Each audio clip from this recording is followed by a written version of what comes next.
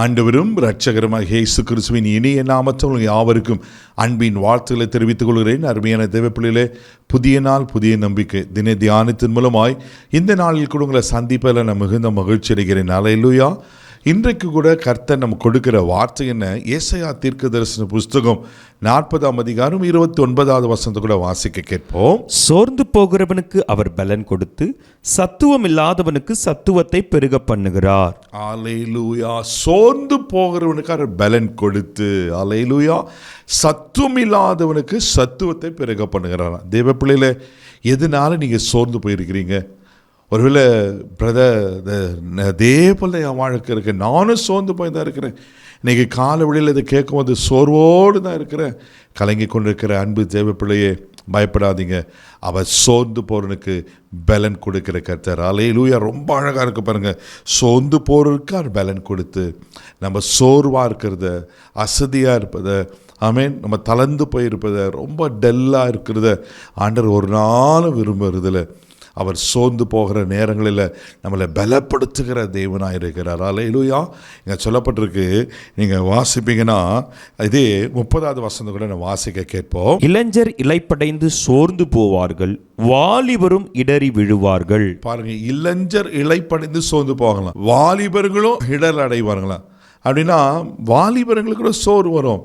இன்னும் எவ்வளோ நாள் தான் வேலையை தேடுறது, வேலை கிடைக்கல, எவ்வளோ நாள் தான் ஒரு பொண்ணை தேடுறது, ஒரு பெண்ணை கிடைக்கல, எவ்வளோ நாள் தான் மாப்பிள்ளை தேடுறது, இப்படி பல காரியங்களை வாலிபர்களும் சோர்ந்து பார்க்குறாங்களா. ஆனால் நீங்கள் 30 வசனத்தை வாசிங்களேன், ரொம்ப அழகாக இருக்கும். வாசிக்க கேட்போம். கர்த்தருக்கு காத்திருக்கிறோ புது பலன் அடைந்து கழுகுகளைப் போல செட்டைகளை அடித்து எழும்புவார்கள். அவர்கள் ஓடினாலும் இளைப்படையார்கள், நடந்தாலும் சோர்ந்து போகார்கள். அல்லேலூயா, அல்லேலூயா. பாருங்க, இளைஞரும் வாலிபரும் சோர்ந்து போய் இடரடைவாங்க. ஆனால் கர்த்தருக்கு காத்திருக்கிறோ புது பலன் அடைந்து. தேவ பிள்ளையிலே, இந்த புதிய நாளில் கர்த்தருங்களை ஒரு புது பலத்தால் நிரப்ப போகிறார். என்ன காரியத்தில் நீங்கள் சோர்ந்து போயிருக்கீங்க தெரியல, எதனால் சோர்ந்து போயிருக்கீங்க தெரியல. நீங்கள் ஆண்டவர் சொல்கிறாரு, சோர்ந்து போகிறவனுக்கு பலன் கொடுக்குற கர்த்தர். ஆனால் ஒன்று, நம்ம கர்த்தருக்கு காத்திருக்கணும். கர்த்தருக்கு காத்திருக்கிறோ புது பலன் அடைந்து கழுகுகளை போல சட்டைகளை எடுத்து எழும்புவார்களாம். அதுக்கு ஆண்டவர் அழகான ஒரு முன் உதாரணத்தை வைக்கிறார் பாருங்க. அழகாக கழுக அங்கே உதாரணத்தை காண்புகிறார். கழுகுகளை போல இருக்கிற பறவைகளில் ராஜ பறவை எதுன்னு சொல்லனா கழுகு தான் சொல்லுவாங்க. மிக உயரமாய் பறக்கக்கூடியது, சக்தி வாய்ந்தது, பலமுள்ள ஒரு கழுகு. அவ்வளோ பலன் இருக்கிறது பாருங்கள். அந்த கழுகு என்ன பண்ணுமா, அதோட 40வது வயதில் அது ஒரு உயர்ந்த மலைக்கு போய் உக்காந்து அழகால எல்லா சிறகுகளும் பிச்சுட்டு காத்திருக்குமா காத்திருக்குமா காத்திருக்குமா. அது பிக்கும்போது பயங்கர வலி இருக்கும், ரத்தம் வரும், அதனால் பொறுமையோடு காத்திருக்கும். ஆனால் மறுபடியும் அந்த சிறகுகள் முளைக்கும், மறுபடியும் சிறகுகள் முளைக்கும். முளைந்து ஒரு புது பலத்தோடு அந்த கழுகு முன்பாக பறந்த உயரத்தை காட்டிலும் மிக அதிகமான உயரத்தில் பறக்குமா. கழுகுடைய தன்மை என்னென்னா, எவ்வளோத்துக்கு உயரமாக போகிறது அந்த அளவுக்கு அது கண்கள் ஷார்ப்பாக இருக்குமா, கூர்மையாகுமா. அந்த அளவுக்கு பலன் அடைந்து அதை மேலே இந்த உற்று நோக்கி கீழே வந்து பட்சிக்க வேண்டியதை பட்சிக்கும். தேவைப்படையில் இன்றைக்கி உங்கள் வாழ்க்கையில் கர்த்தர் உங்களை பலப்படுத்த போல் விரும்புகிறார்.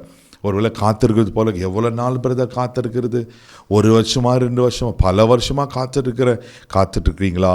சோர்ந்து போகாதீங்க, கர்த்தர் உங்களை பலப்படுத்துவார். ஆமேன். நீதிமொழியில் புஸ்தகம் 24ஆம் அதிகாரம் 10வது வசனம் வாசிப்பீங்கன்னா இப்படியா சொல்லப்பட்டிருக்கு. வாசிக்க கேட்போம். ஆபத்து காலத்தில் நீர் சோர்ந்து போவாயானால் உன் பலன் குறுகினது.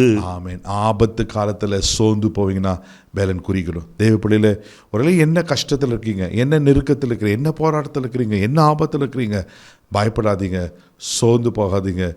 ஆபத்து காலத்தில் சோர்ந்து போயினால் பலன் குறுகிடுமா? நமக்கு பலன் யார்? ஆண்டவர் தானே.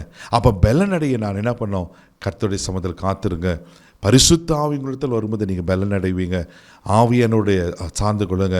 நிச்சயமாக இன்றைக்கி கர்த்தர் உங்களை பலப்படுத்தி இன்னும் உயர பறப்பதற்கு, எழும்புவதற்கு அவர் உண்மையில் வர இருக்கிறார். ஆமேன். இருக்கிற பிரச்சனைகளை பார்க்காதீங்க, சோர்ந்து போகாதீங்க. சோறுக்கு பதிலாக கர்த்தருக்குள்ளே நீங்கள் பலன் அடைந்து இன்னும் உயர எழும்பி கர்த்தர் வைத்திருக்கிற நன்மைகளை அனுபவிங்க. நிச்சயமாக கர்த்தர் அப்படி ஆசீர்வதிக்க உண்மையில இருக்கிறார். கண்களை மூடி நம்ம ஜெபிக்கலாம். அன்பு தகப்பனே, உமக்கு நன்றி சொல்லி உம்மை துதிக்கிறோம், உம்மை ஸ்தோத்திரப்பா. ஆண்டவரே, சோர்ந்து போகிறனுக்கு பலன் கொடுக்கிற கர்த்தர். ஆண்டவரே, உமக்கு ஸ்தோத்திரப்பா. ஆமே, நாங்கள் காத்திருக்கும் போது எங்களை புது பலத்தை நிரப்புகிற கர்த்தர். ஆண்டவரே, உங்கள் சமூகத்தில் காத்திருக்கிற ஒரு கிருபையை தாங்கப்பா. உங்கள் பாதத்தில் காத்திருக்கிற ஒரு கிருபையை தாங்கப்பா. உங்கள் வார்த்தைகளை பிடித்து கொண்டு காத்திருக்கிற ஒரு கிருபையை தருபடியாக நாங்கள் ஜெபிக்கிறோம். ஆண்டவரே, மக நன்றி. இவர்களும் கழுகுகளை போல சட்டைகள் அடித்து எழும்பட்டுங்க. ஆண்டவரே, ஆபத்து காத்துல சோர்ந்து போய் நான் பலன் குறிக்கப்போன்னு சொல்லிருக்கு. நாங்கள் சோர்ந்து போகாதபடி உன்னத பலத்தால், பரிசுத்தாவின் பலத்தால் நிரப்பப்பட உதவிச்சு இந்த நாள் முழுத கரம் பிடித்த நடத்தும் உங்கள் தெய்வீக பாதுகாப்பாக போடுறேன். பொறுப்படுத்துகளும் ஆசீர்வதியும் இயேசுவின் மூலம் ஜெபம் கேளும் பிதாவே, ஆமென். கர்த்தர் காத்திருங்க, அவர் பலப்படுத்துவார். God bless you.